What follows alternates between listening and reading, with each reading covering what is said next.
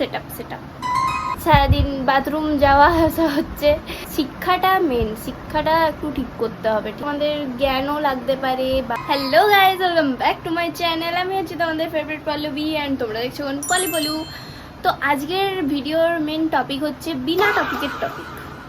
বলছি সেটা কি, সেটা হচ্ছে যে তোমরা যে ভিডিওগুলো স্টার্ট করো, মানে কোনো টপিক ছাড়াই স্টার্ট করো, তারপর হঠাৎ করে তোমাদের টপিক পেয়ে যাও, সেটা হচ্ছে বিনা টপিকের টপিক ভিডিও। ঠিক আমার মতো, ঠিক শুনলে আমার যেরকম এই ভিডিওতে কোনো টপিক নেই, টপিক বিনা একটা ভিডিও আমি রেকর্ড করতে শুরু করেছি, সেরকমই আমি জানি আমি টপিক বিনা রেকর্ড করতে করতে আবার টপিকের ঠিক আমি একটা কোনো টপিক পেয়ে যাব। তো যাই হোক, আমি আমার 3 দিনের ঘটনা বলি। বিগত 3 দিনের আমি কিছুদিন মানে কি বলবো না, আমি বেশি সোশ্যাল মিডিয়াতে থাকতে পেরেছি না, আমি পেরেছি কোনো ব্লগ বানাতে, না পেরেছি কোনো শ্যুট করতে। বেসিক্যালি হয়েছেটা কি, আমার রবিবার দিন জন্মদিন পার্টি ছিল, তোমরা সবাই জানো। তো সেটার জন্য আমি ওই বার্থডে পার্টিতে অনেক কিছু খেয়ে নিয়েছিলাম। বেবিকর্ন ফ্রাই ছিল, তো সেটা আমি 3 প্লেটের মতো খেয়েছি। দিয়ে তারপরের দিন থেকে আমার হয়ে গেছে হালাত টাইট, মানে বুঝতে পারছো, সারাদিন বাথরুম যাওয়া আসা হচ্ছে। তো যাই হোক, তার উপর আবার মেন ছিল আমার মানে যেদিন রবিবারের পরের দিন সোমবার দিন আমার স্কুল লিভিং সার্টিফিকেট দেওয়ার ছিল। তো স্কুলে গিয়ে নিয়ে এসেছি। তা করতে করতে আমার কলেজের ফর্ম ফিল আপের ঝামেলা হয়ে গেছিলো, যেটা তোমরা আগের ভিডিওতেই দেখতে পেয়েছো। কলেজ গিয়েছিলাম, তো তার জন্য ওইটা করতে করতে 2 দিন গেল। কালকের দিনটা এলো, কালকে আমার পেটে ব্যথা শুরু। তাও আমি কম্পিউটার সেন্টার যেয়ে পর কলেজের ফর্ম ফিল আপ করে সব কিছু করে একটা দিক মিটিয়েছি। আমার ছিল 2টো ব্র্যান্ডের শ্যুট, আমাকে তাড়া দিয়ে যাচ্ছে, আমি কি করব। দিয়ে আজকে সকালবেলা ওটা করলাম, আজকে আবার সেম বাথরুম যাওয়া আসা। তো এরকম হচ্ছে। এখন একটু ফ্যানের তলে বসে আছি চান করে। আরেকটা ভিডিও, মানে একটা কন্টেন্ট শ্যুট হলো, আরেকটা ভিডিও বাকি আছে, ওটা কালকে করব। অ্যান্ড আসি এবারে আমার নিজের প্রোফাইলে, আমার নিজেরই কিছু ভিডিও শ্যুট হচ্ছে না, ভাবতে পারছো। মানে আমি চারদিক নিয়ে আমি পুরো ফেঁসে আছি। আমার এই গোটা সপ্তাহটা যে এইভাবে কীভাবে যে আমার কাটছে আমি নিজেই জানি।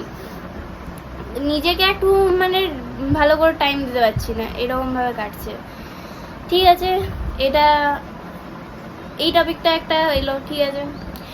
আসছি সেকেন্ড টপিকে। সেকেন্ড টপিক হচ্ছে, তোমরা আগে 2 দিন আগের ব্লগে অন্বেষা বলেছিল না যে কি বলেছিল জানো, হ্যাঁ, যে এখন অনেক ফ্রেন্ড পাবো যারা আমার ফেমের জন্য, মানে আস্তে আস্তে আমাকে সবাই চিনছে, তো তারাও আস্তে আস্তে আমার সাথে ফ্রেন্ডশিপ করতে চাইবে কয়েকজন মানুষ। সেম ওই জিনিসটাই যেদিনও আমাকে বলেছে সেদিনই আমার সাথে হয়েছে। আমি জানি না কোথার থেকে, মানে এতদিন 15 বছর যে স্কুলে পড়লাম, মানে কেউ আমার সাথে ফ্রেন্ডশিপ করতে আসেনি।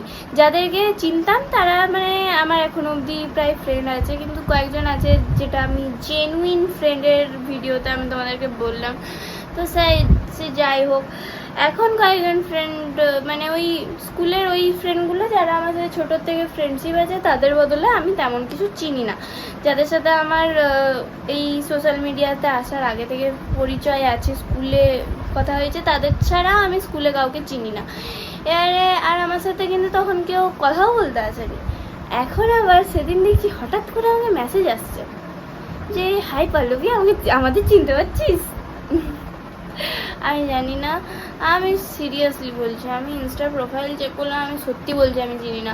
আর ওরা যদি আমাকে এতদিন ধরেই চিনে, তাহলে আমার সাথে কথা বলতে আসেনি কেন আমাকে?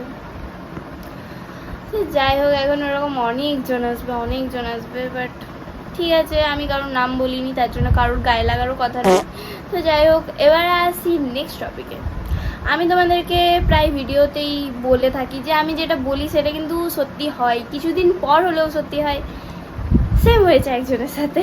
এখন যে পস্তাচ্ছে, আমি তাকে অনেক দিন আগে বলেছিলাম যে এটা করিস না, ভালো হবে না।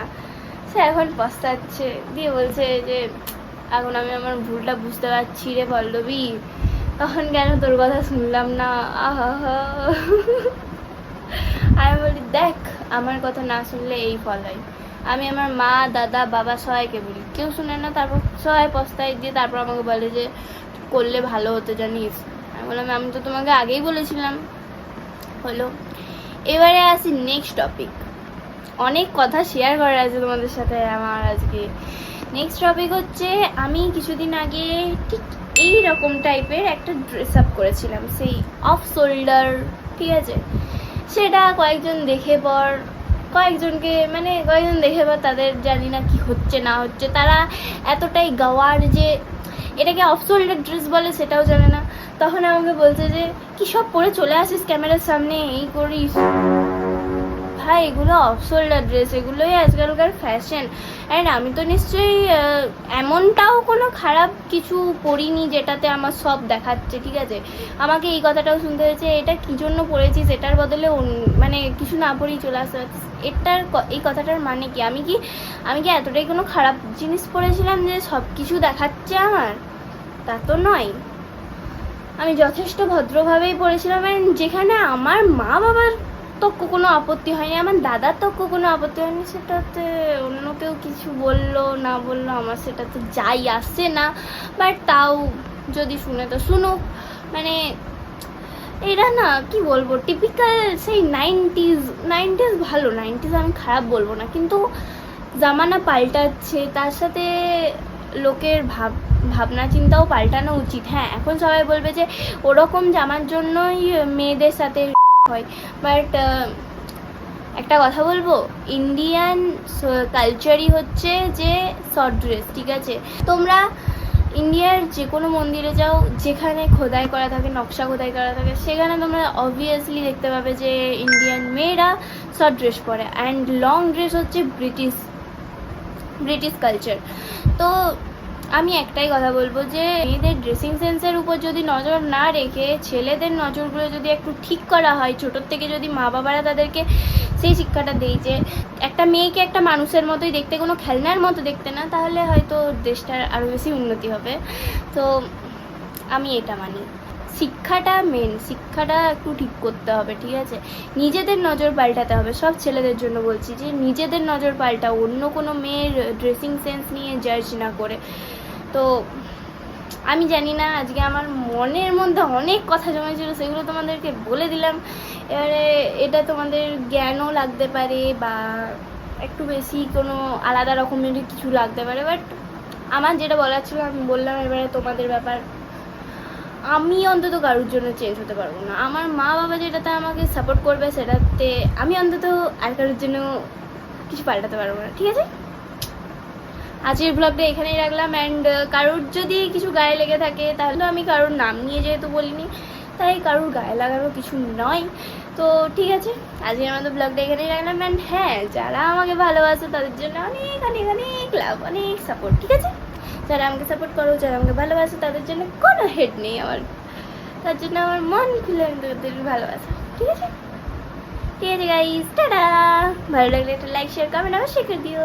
বাই।